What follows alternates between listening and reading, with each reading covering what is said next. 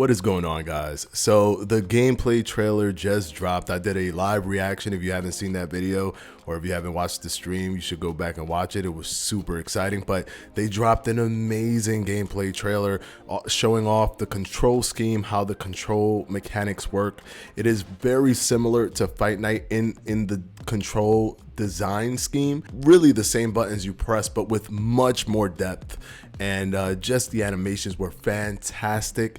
So they broke down a lot of the punch schemes, the defense, the combo streams, the slipping, the weaving, everything. We're gonna go ahead and play that right now for you.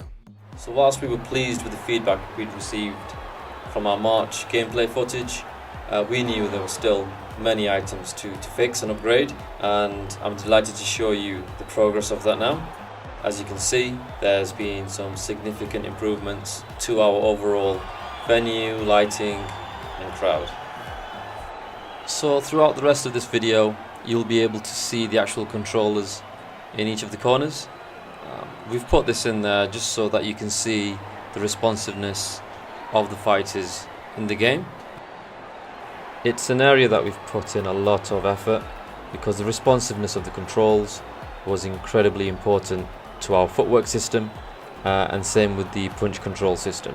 So putting all these aspects together, we needed it to flow.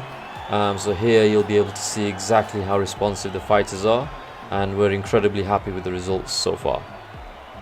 Before we continue to the next phase, we'd just like to say that the referee is going to be replaced with the legendary Kenny Bayliss. So I'm sure you'll all be as pleased as we are that there'll be no more Mr. Generic Referee in our future videos. So Ethan, our gameplay programmer, will take you through the fight mechanics.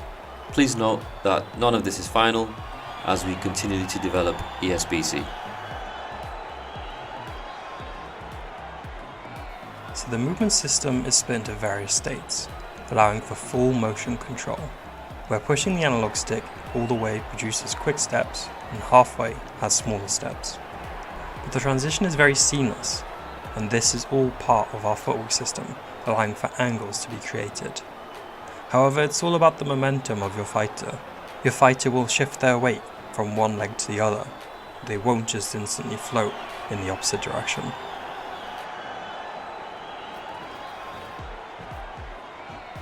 So we're really excited about this new feature that we've put into the movement system, and it's giving the player the ability to showboat and actually display some of the mannerisms that some of the marquee fighters will have.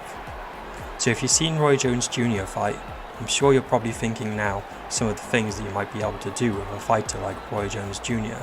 or even Muhammad Ali. So it really opens up the possibilities.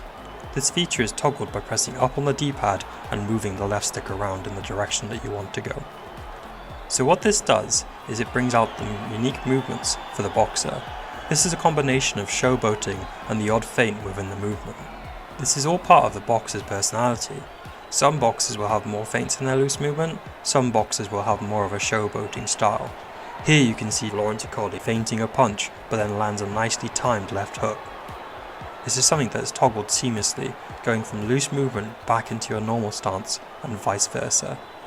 This is something we're building out for some of our marquee fighters in the game, but overall it adds another level of realism and tactics into the mix within Esports Boxing Club.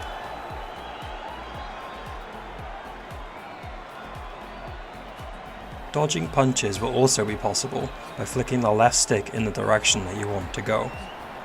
Combining this with time counters will be key. However, this isn't a case of just initiating a dodge when you realise a punch is coming. You have to anticipate the punch, learn your opponent's patterns and fight styles. Here you can see Lyndon Arthur dodging Laurent Ticoli's punches. However, if you do it too early, you could get yourself into trouble, so timing is key. Also, dodges will look different depending on which fighter you select. The marquee fighters will have a different style. Activating the loose movement modifier will also change how your dodge will look, as you can see here. Another move in the player's defensive arsenal is the ability to weave. This is activated by holding down the left trigger whilst moving the left stick in the direction you want to weave. So here you can see Lyndon Arthur dodging some of Laurent Ticoli's punches. It can also be used as a tactic off the ropes, and you can also block while you weave as well. Here you can see Lawrence Acoli hitting Lyndon Arthur with some counter shots, whilst Lyndon Arthur is throwing a lot of punches using a lot of stamina. It's clear to see here that Lawrence is playing a defensive game, trying to make Lyndon miss as much as possible so that he uses up all his stamina. This is because the stamina has a big impact in terms of punch resistance and the power of your own punch.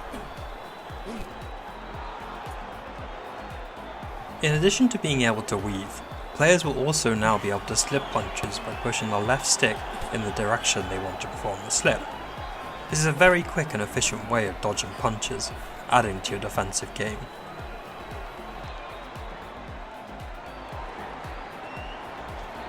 So the block system in ESBC has two options.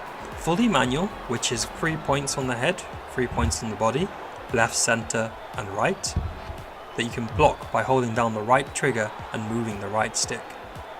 There's a semi-automatic mode as well, which will require you to block either the head or the body. We feel by having both of these options, players who want a deeper simulation can select the manual mode, whilst the players who prefer for a more arcade feel can select the semi-automatic mode instead.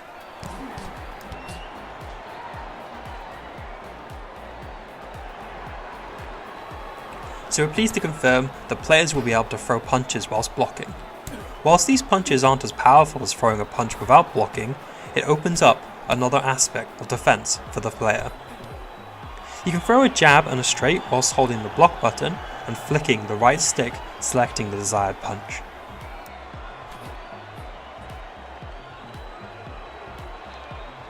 So combinations play a very important role in ESBC. Each fighter has a total of 42 punches, so you have to be able to put these together. Whether they're from your front foot, the back foot, where it's going from their head to the body, or whether it's stepping away. So combining this together had to feel satisfying. It had to be seamless, where you're able to pick any punch you want, throw it from any angle you want to, and put together at least 2 different punches into a combination.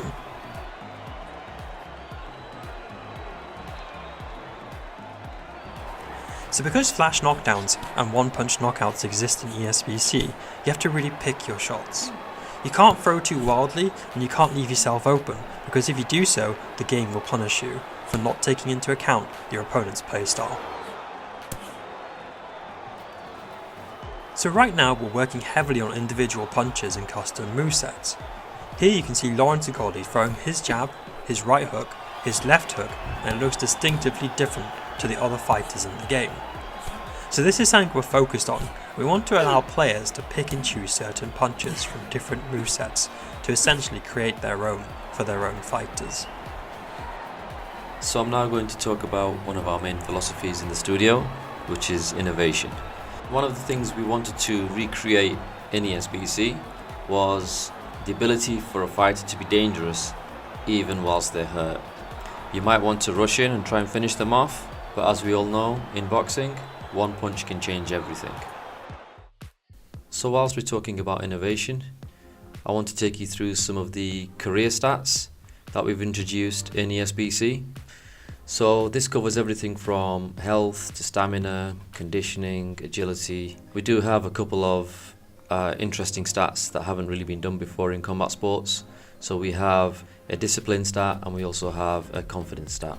Now whilst this was a very UI driven part of the game, we've decided to start developing an interactive career hub. The creative director, Ash Habib, did mention that it no longer will release in the summer for early access, as the scope of the project has grown even larger and they want to make sure they do the game justice. And I support them 100% on that decision, because at the end of the day, we want a great game. We don't just want a half-done game just for the sake of having that game in our hands. So I support them with that decision.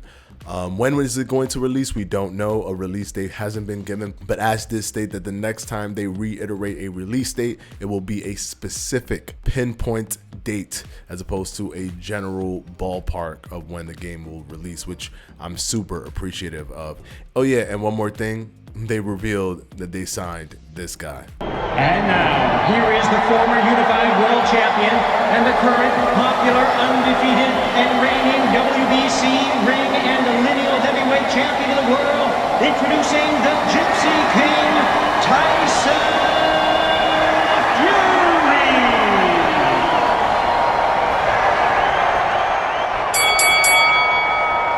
This gameplay trailer was absolutely phenomenal, and I'm going to give my impressions of what I felt about the gameplay trailer in my video tomorrow.